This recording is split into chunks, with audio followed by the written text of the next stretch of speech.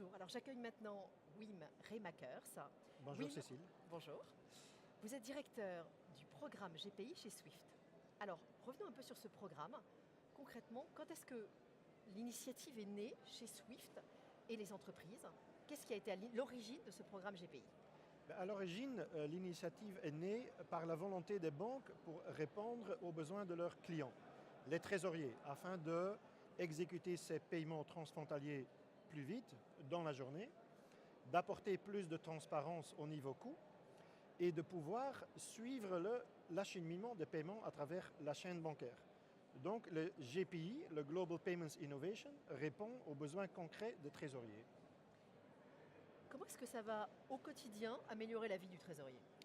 Au quotidien, il y a parfois des disputes entre corporates, c'est-à-dire je n'ai pas reçu le bien que j'ai commandé, alors je contacte ma contrepartie qui dit « Ah mais je n'ai pas reçu le paiement ». Donc il y a des investigations qui se font entre entreprises qui en revanche appellent leur banque, qui en revanche vont faire les mêmes investigations.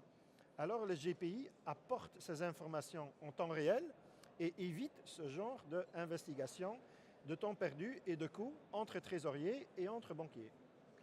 Très concrètement, comment c'est mis en place? Comment est-ce qu'on va en bénéficier?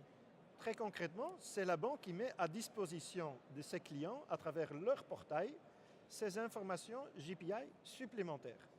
Donc, le trésorier peut obtenir ces informations supplémentaires en s'accrochant sur le portail des banques ou en automatisation par les canaux qui sont mis à disposition par la banque. Donc, le GPI s'intègre vraiment dans la relation corporate-banque.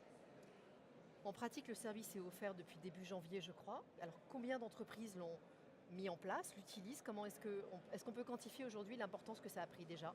Tout à fait, on peut quantifier. Il y a une centaine de banques qui sont déjà inscrites sur le programme GPI, qui représentent en elles-mêmes 75% de tous les paiements transfrontaliers SWIFT, donc c'est assez relevant. Et puis, on voit en quotidien qu'il y a des dizaines de milliers de paiements qui sont originaires des corporates, qui sont acheminés par des corporates. On voit ces paiements sur une soixantaine de corridors, par exemple sur les États-Unis, sur la Chine, l'Italie vers le Danemark, donc 60 corridors qui représentent, ou qui reflètent plutôt, l'activité économique de ces corporates. Si on regarde le futur, qu'est-ce que vous avez maintenant, j'ai envie de dire, dans les tuyaux pour la prochaine étape? Ça va être quoi? La prochaine étape est déjà mise en route. En fait, on est déjà dans la deuxième étape et il y a une troisième étape en parallèle.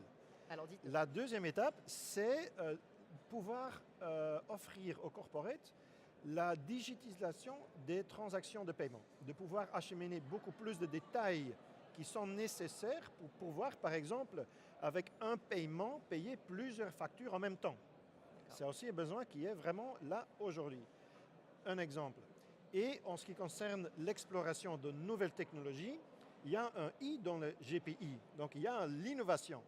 Donc on a déjà mis à disposition ce tracker dans le cloud pour pouvoir voir où est le paiement et on va aller au-delà en explorant de nouvelles technologies afin de faire de l'innovation en continu.